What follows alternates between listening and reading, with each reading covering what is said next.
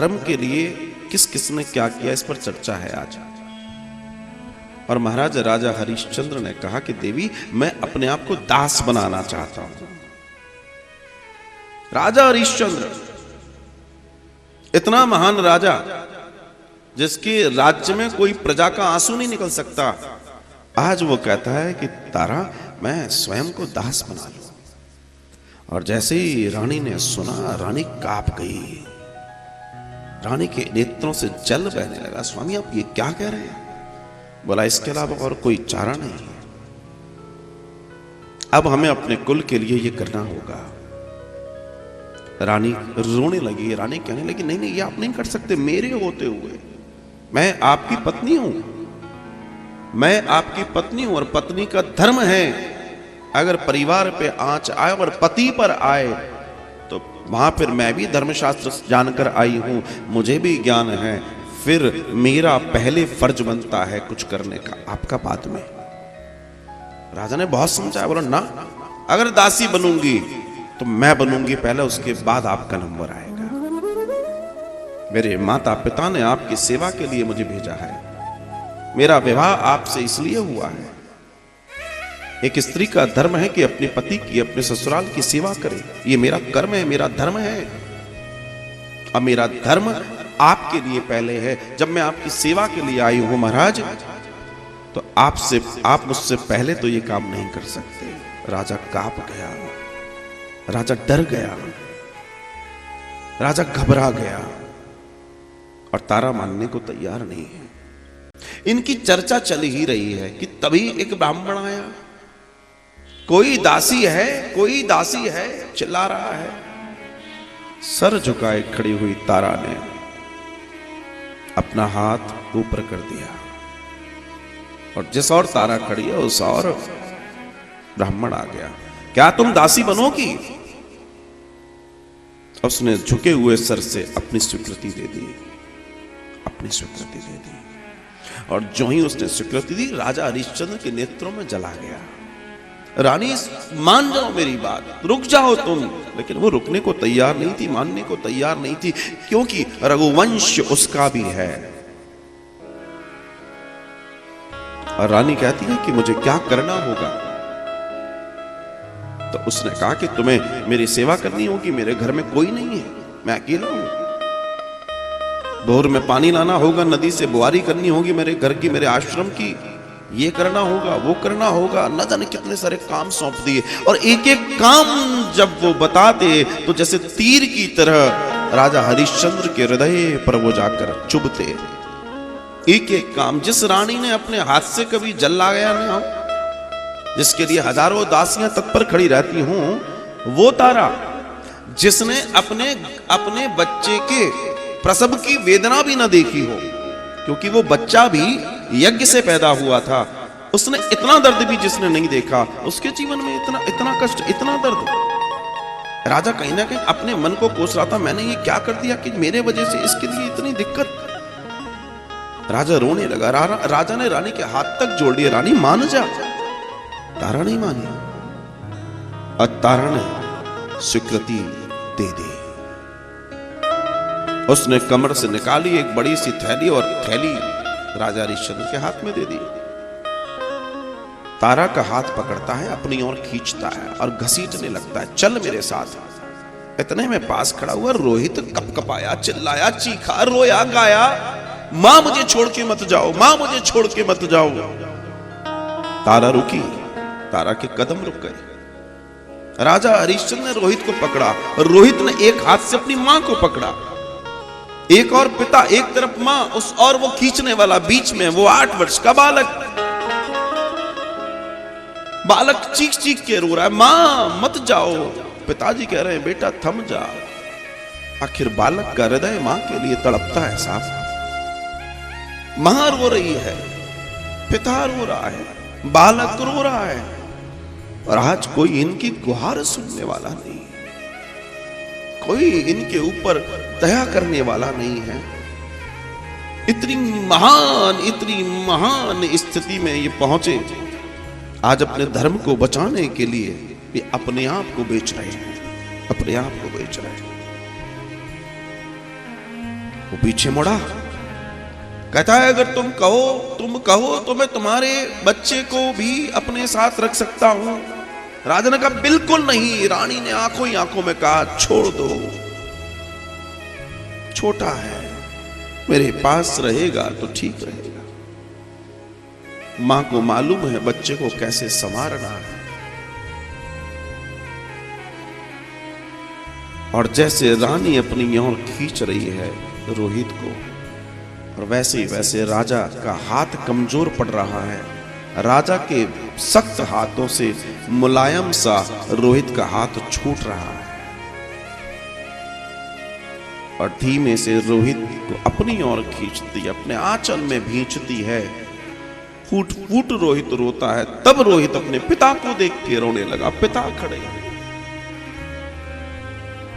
आज जो ये दृश्य है, शायद देवता भी रोते होंगे इस दृश्य को देखकर, जैसे मानो पूरी पृथ्वी कांप उठी हो। और जब ये चर्चा चली रही है, इतने में एक भयानक से शरीर वाला, कई सारे उसके साथ बुरे से दिखने वाले साथी हैं, नाम है तुणीर, आया। दास चाहिए मुझे, दास चाहिए। इतने में राजा हरिश्चंद्र ने देखा अभी कुछ मोहरे कम है। राजा हरिश्चंद्र ने अपना हाथ खड़ा किया। तुणीर ने कहा तुम दास बनोगे? राजा कहते हैं हाँ बनूंगा। राजा हरिश्चंद्र ने पूछा मुझे काम क्या करना पड़ेगा? तुणीर कहता है मैं शमशान का अधिपति हूं। यहां का जो शमशान है काशी का, इस शमशान का मैं मालिक हूं। मुझे एक व्यक्ति चाहिए जो जितने भी मृत दे आएंगे उनसे टैक्स लेना है, कर वसूल करना है, जलाने का। राजा कांपा, ना मैं ये ना कर पाऊंगा, मैं ये ना कर पाऊंगा, मुझे आपकी दासत्व स्वीकार नहीं है, मुझे आपके साथ नहीं जुड़ना। इतना कह ही रहता राजा। इतने में ब्राह्मण बोलता है अच्छा मेरा दास बनेगा? रानी ने राजा की ओर देखा, बच्चे ने पिता की ओर देखा। ये तो बहुत अच्छी खबर थी कि एक ही परिवार में तीनों चले जाएंगे, कोई किसी का बिछो नहीं होगा। पत्नी, पुत्र, पिता तीनों एक ही जगह रहेंगे। ये तो इससे अच्छा क्या हो सकता है? राजा इतने आवेग में था कि पत्नी और बेटे की शक्ल देख के सीधे बोल दिया हाँ मैं आपका दासत्व स्वीकार करता हूं। ये भी न पूछा मुझे काम क्या करना है। कमर से निकाला धन, उसके हाथ में स्पर्श करा दिया। राजा हरिश्चंद्र ने जैसे ही लिया, ब्राह्मण कहता है तुणीर जा मेरी तरफ से दास तुझे भेंट देता हूं। राजा कहता है ये आप क्या कर रहे हैं? बोला तू मेरा दास है, तुझे बोलने का पूछने का अधिकार नहीं है, तूने दासत्व तो स्वीकार कर लिया है, अब तू मेरे अनुसार चलेगा, मेरे अनुसार चलेगा। आज राजा के हाथ में कुछ भी नहीं था और उसको शमशान ले जाया जाता है। शमशान जाके राजा को ड्यूटी दी जाती है जितने मुर्दे आएंगे तुम्हें उनसे कर लेना है। राजा अपने काम में लग गया। वहां ब्राह्मण उस पत्नी तारा और रोहित को लेकर आगे बढ़ जाता है। रात दिन सेवा करती, रात दिन सेवा करती, रात दिन सेवा करती, कहीं मेरे पति का मान कम न हो जाए इस विचार से रात दिन सेवा करती। और एक दिन ये ब्राह्मण देवता अपने घर में नहीं है।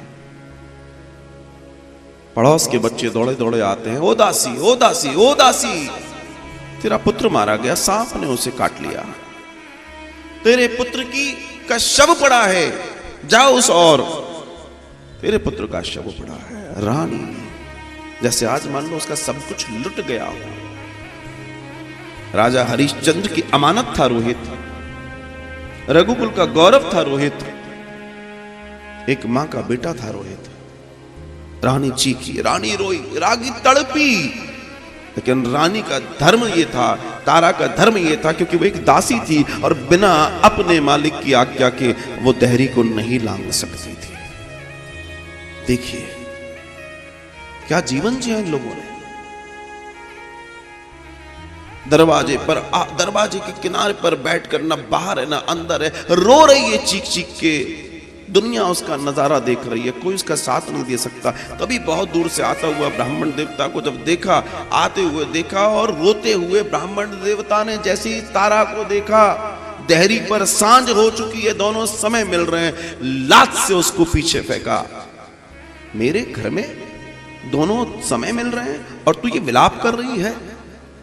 और न जाने क्या क्या उसको बोला, पैरों में पड़ गई। कहती है मेरे पुत्र को सर्पदंश हो गया, मेरा पुत्र मारा गया, उस पर कृपा कीजिए।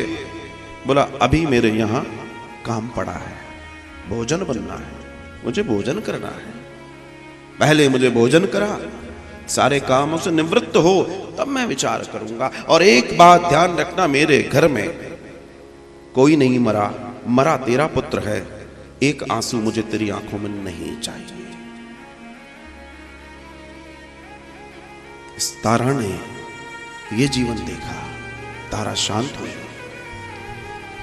रोती बिलकती शांति पकड़ी और साहब काम में लग गई।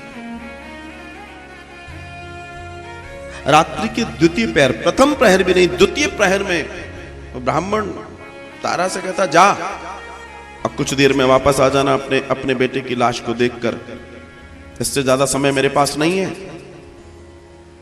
तारा ने बस सुनाई था, अवाक, न पैरों में पादुकाएं न कुछ, दौड़ पड़ी उस दिशा में जिस दिशा की ओर वो बालक बता के गए थे, तेरे पुत्र को सांप ने काट लिया।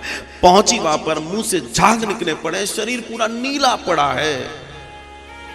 अपने बच्चे को गोद में उठाती है और बस एक विचार है कि शमशान में जाकर इसको चिताग्नि दे दी जाए। और अपनी गोद में लेकर तारा अपने नन्हे से पुत्र को आगे बढ़ती है। बताते हैं अमावस की रात्रि थी, कोई किसी को देख नहीं सकता था। एक चौराहे के ऊपर से वो जा रही थी, तभी कुछ लोग आए, तारा के बालों को पकड़ा, केश पकड़ लिए सर के। कुलक्षणी, डांकनी, ओ तो तू ही है जो बच्चों को खा जाती है, बच्चों को मार देती है, इतने सारे बच्चे तू नहीं मारे। वो कहती रही नहीं ये मेरा बालक है, मैं ऐसी नहीं हूं, लेकिन कोई सुनने वाला नहीं था। बालक को उसके हाथों से छुड़वा दिया गया, बालों से खींचकर उसको तुड़ीर के पास ले जाया गया, तुड़ीर के पास। और वहां उसको बोला गया कि ये वही है जो बच्चों को खा जाती है, इसकी हत्या कर दी जाए, इसको मार दिया जाए, इसको समाप्त कर दिया जाए। वो चीखती रही, रोती रही, लेकिन आज उसकी किसी ने नहीं सुनी। तुड़ीन ने आवाज दी एक सेवक को, बड़ी सी दाढ़ी, झुका सा शरीर, कई चिताएं जल रही हैं, उनके धुएं, उनकी कालिक उड़ रही है। मणिकर्णिका घाट। और साहब उसको बोला कि जाओ, इसको कुछ तो भी जहां सर रख के काट देते हैं, कोई जगह थी, जाओ इसको वहां तक ले जाओ, छोड़ कर आओ। वो सेवक मुड़ा, कोई आवाज नहीं निकली उसकी। वो सेवक मुड़ा, आगे बढ़ा, पीछे पीछे ये चलने लगी। अमावस की रात थी, धुआं ही धुआं, काली की कालिक। आगे जाके देखा, जब पीछे कोई नहीं दिखा तो ये तुरंत गिरी और उसके पैर पकड़ लिए। मुझ पर कृपा कीजिए, मुझ पर कृपा कीजिए, मैं वैसी नहीं हूं जैसी लोग समझ रहे हैं, लेकिन अगर मेरे को मृत्यु भी मिल जाए तो कोई मुझे कष्ट नहीं है। मेरे बेटे की लाश पड़ी है, आप अगर मुझे आदेश कर दें, मुझे बस इतनी कृपा कर दीजिए कि मेरा बेटा मैं उठाकर ले आऊं, उसको चिताग्नि दे दीजिए। इस शख्स ने सर हिला दिया, सर हिलाया, ये पीछे के रास्ते से दौड़ी, दौड़कर जहां पुत्र को छोड़ा था उसको उठाया और उसको उठाकर लाकर उसके चरणों में रख दिया। मेरे बेटे को चिताग्नि दे दो, मेरे बेटे का दाह संस्कार कर दो। भारी सी आवाज में वो शख्स कहता है कि कर देना पड़ता है। दूसरा, इसके ऊपर कपड़ा नहीं है, जिसको कफन भी बोलते हैं आप। अब बिना उसके इसकी चिता नहीं जलाई जा सकती। संभव ही नहीं है, हो ही नहीं सकता। और जैसे ही उसने कहा कि इसको नहीं दाह संस्कार इसका नहीं हो सकता, आज रानी बस अब इसका बांध जितने थे वो टूट पड़े और चीखती चिल्लाती हुई रानी कहती है, हे परमेश्वर, ये तेरा कैसा न्याय है, महान राजा हरिश्चंद्र की संतान को आज लकड़ी भी नसीब नहीं है। रो पड़ी रानी, मानो धरती फट गई हो, आसमान फट गया हो, जैसे मानो आज सब कुछ समाप्त सा हो गया हो। चीख पड़ी, फूट पड़ी रानी। और जो उसने कहा कि राजा हरिश्चंद्र की संतान को नसीब न होगा दाह संस्कार, वो शख्स पलटा और उस शख्स ने पलट के देखा तो वो फूट पड़ा, कहता है, रानी तुम? वो बुरे से भेष में कोई और नहीं, राजा हरिश्चंद्र था। राजा हरिश्चंद्र नीचे गिरा, अपनी औलाद को अपने सीने से लगा के रोने लगा, चीखने लगा, रानी ये क्या हो गया, ये क्या हो गया, हमारे बेटे को क्या हो गया। रानी कूद पड़ी, दोनों के दोनों अपने बेटे की लाश के ऊपर मातम मना रहे थे, रोए जा रहे थे, तड़पे जा रहे थे, जैसे मानो उनकी जान निकल रही हो, उनके शरीर से आत्मा बाहर जा रही हो। आज तक किसी ने धर्म के लिए इससे बड़ी कोई कुर्बानी नहीं दी साहब। राजा हरिश्चंद्र कुछ देर बाद संभल कर उन्होंने अपने आप को खड़ा किया। रानी कहती है, हे नाथ, अब तो आप इसकी चिता अग्नि की तैयारी करो, इसके दाह संस्कार की तैयारी करो। जोर जोर से राजा हरिश्चंद्र रोने लगे, हाथ जोड़कर राजा रानी से कहते हैं, रानी मुझे क्षमा कर, मैं यहां का दास हूं और ये मेरे लिए संभव नहीं है, जब तक इसके ऊपर कपड़ा नहीं होगा मैं इसे चिताग्नि नहीं दे सकता, मुझे क्षमा कर। रानी कहती है, तो ठीक है, आप नहीं कर सकते तो मैं अपने कुल की मर्यादाओं का आज त्याग करती हूं। और एकमात्र छीज गई सी साड़ी जो उसने पहन रखी थी, उस साड़ी को उसने खोल दिया और अपने बेटे को उस साड़ी से लपेटने लगी महाराज। और जब पूरा लपेट दिया, राजा हरिश्चंद्र से कहती है, अब तो इसको अग्नि दे दो प्रभु, अब तो इसको अग्नि दे दो, अब तो अपने पुत्र की गति को सुधारने के लिए आप कुछ कर दीजिए। राजा हरिश्चंद्र जैसे कांप रहे हैं, रो रहे हैं। बताते हैं कि राजा हरिश्चंद्र से आज रोहित नहीं उठाया जा रहा, आज राजा हरिश्चंद्र से रोहित, जो मां अपने बेटे को उठाकर लाई थी इतनी दूर से, राजा हरिश्चंद्र से उठाया नहीं जा रहा था रोहित। रानी भी हाथ लगाती है, राजा हरिश्चंद्र भी हाथ लगाते हैं और दोनों उठा के सजी हुई लकड़ियों पर रोहित को रख देते, रोहित को रख देते। और तब महान राजा हरिश्चंद्र अग्नि लेते हैं और अग्नि लेकर उस चिता में अग्नि देना आरंभ करते। पल झपकते ही धू धू करके चिता जलने लगती है। राजा हरिश्चंद्र के आंसुओं की धार बहती है। यहां रानी रो रही है, पुत्र जल रहा है, सिर्फ धर्म को बचाने के लिए अपने ही पुत्र की चिता को अग्नि दे रहे हैं। धू धू करके लाश जलने लगी, धू धू करके। और जैसे ही इसकी अग्नि ऊंचाइयां छूने लगी, एक बड़ा चमत्कार होता है। ये अमावस की रात्रि 1 सेकंड नहीं लगता, दिन में बदल जाती है।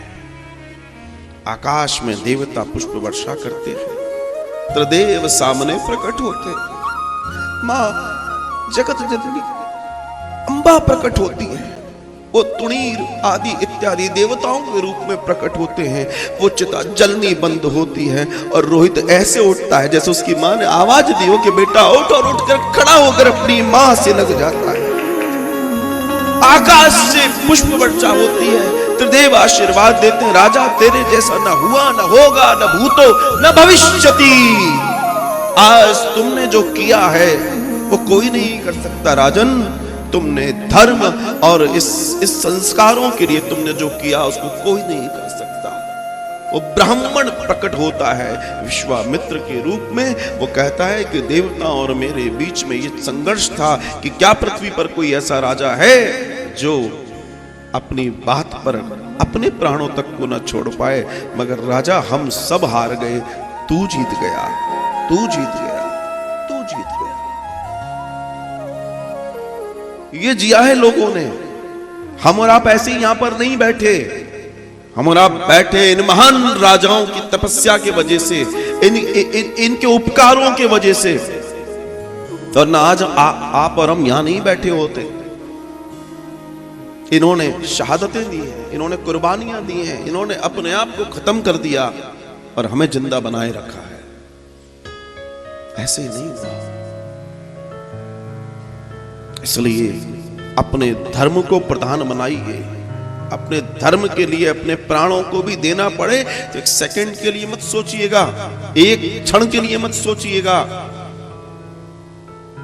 जब जौहर की अग्नि जल रही हो तो पुत्रों को कहना निकलो घर से बाहर, लड़ो विरोधियों से।